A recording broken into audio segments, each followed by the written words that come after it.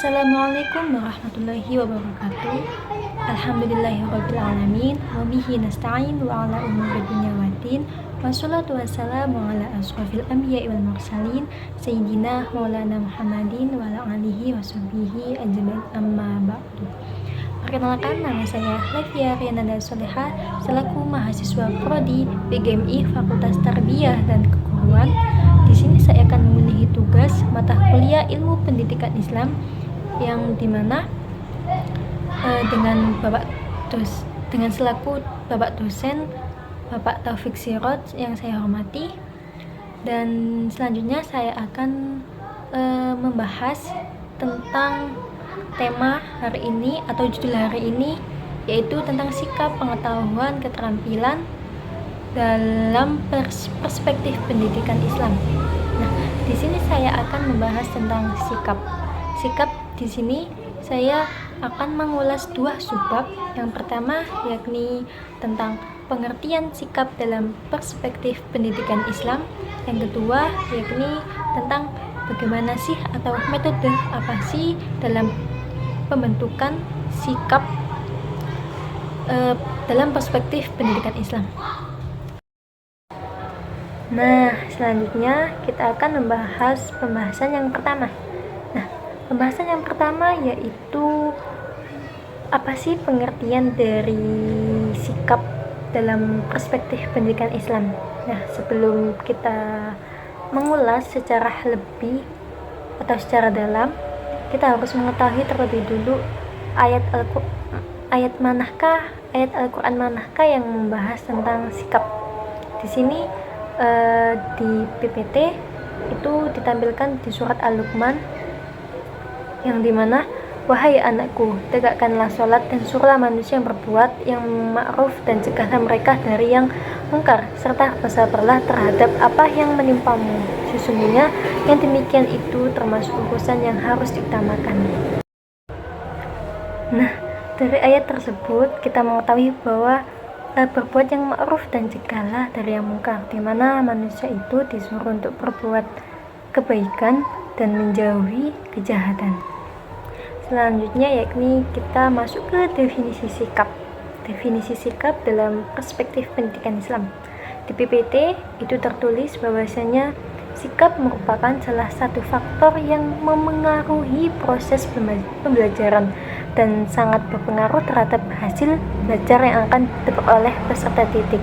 Nah, sebagaimana yang kita ketahui bahwasanya sikap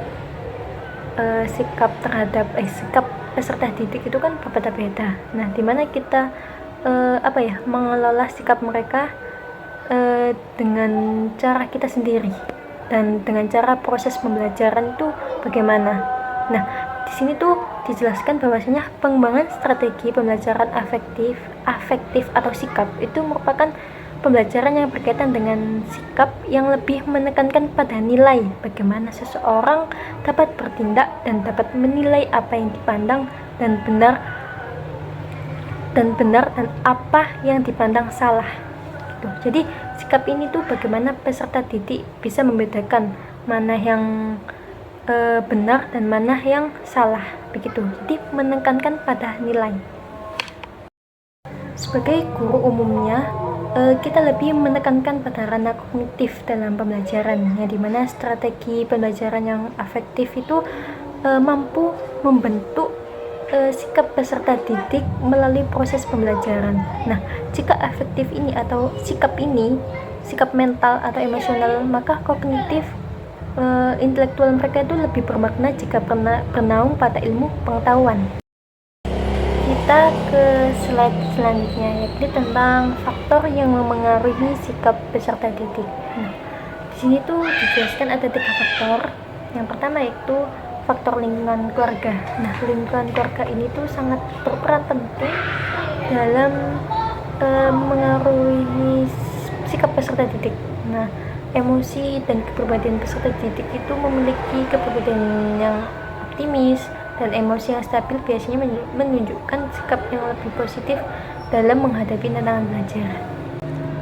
Itu yang kedua tentang faktor lingkungan sekolah. Nah, faktor lingkungan sekolah ini juga bisa mengaruhi sikap peserta didik, di mana lingkungan fisik seperti kenyamanan ruang kelas, ketersediaan alat bantu belajar, serta lingkungan sosial atau teman kelas itu juga mengaruhi sikap peserta didik.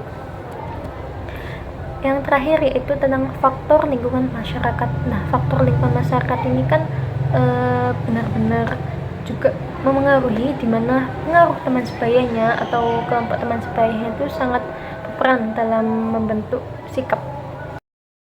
Nah, di sini kita memasuki pembahasan yang kedua, yang dimana pembahasan yang kedua ini tuh tentang bagaimana sih metode pembentukan sikap dalam perspektif pendidikan Islam. Yang pertama, yakni bentuk apresiasi guru terhadap prestasi siswa. Nah,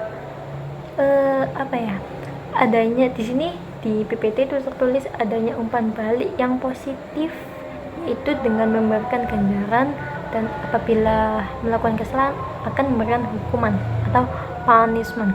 Nah, di sini tuh ganjarannya itu seperti apa? Nah, setiap peserta didik ya, apabila dia melakukan sesuatu, kita harus memberikan reward, entah reward jempol aja atau dengan ucapan yang memotivasi. Nah, di situ juga akan terbentuk sikap yang positif di dalam dirinya. Nah, apabila peserta didik itu melakukan kesalahan, nah sebagai guru kita juga bisa memberikan hukuman, bahwasanya setiap kesalahan itu pasti ada pertanggungjawabnya. Nah, di sini tuh dalam tanda kutip hukumannya tidak untuk melemahkan mental peserta didik ya, jangan, karena hukuman ini tuh dia bersifat untuk mengajar bahwanya belajar dari kesalahan, bagaimana dia mengambil sisi positif dari hukuman tersebut. Yang kedua, yakni metode teladan. Nah, metode teladan ini tuh seperti yang kita ketahui melibatkan, seperti yang di PPT, melibatkan guru dan orang tua sebagai contoh yang baik bagi siswa dalam pendidikan Islam, dan sikap atau perilaku guru harus mencerminkan nilai-nilai Islam yang diharapkan dapat ditiru oleh siswa. Nah, di sini guru dapat memberikan contoh yang baik, atau seperti memberikan kebiasaan seperti sopan santun, di mana anak-anak itu diajari kalau semisal dia masuk kelas itu harus memberikan salam, atau bersama teman sebayanya itu harus saling menyayangi atau saling menyapa, dan tidak boleh bertengkar. Nah, perilaku orang tua ini juga sangat berperan penting dalam pembentukan sikap.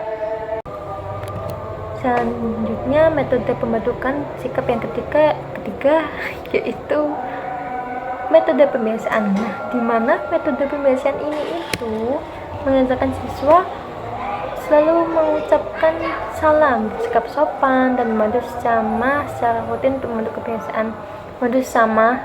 Nah, secara rutin itu akan membentuk kebiasaan yang baik. Nah, di mana dalam proses pembelajaran ini itu guru itu terutama guru, dia harus mencontohkan kebiasaan yang baik, seperti berbahasa sopan dan santun, atau tadi yang saya jelaskan juga hingga bersikap sopan dan membantu teman-teman apabila sedang kesulitan. Sekian dari saya, mohon maaf apabila ada salah kata ataupun ekspresi. Saya mohon maaf apabila ada kekurangan.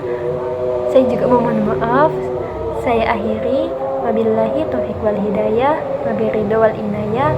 Wassalamualaikum warahmatullahi wabarakatuh.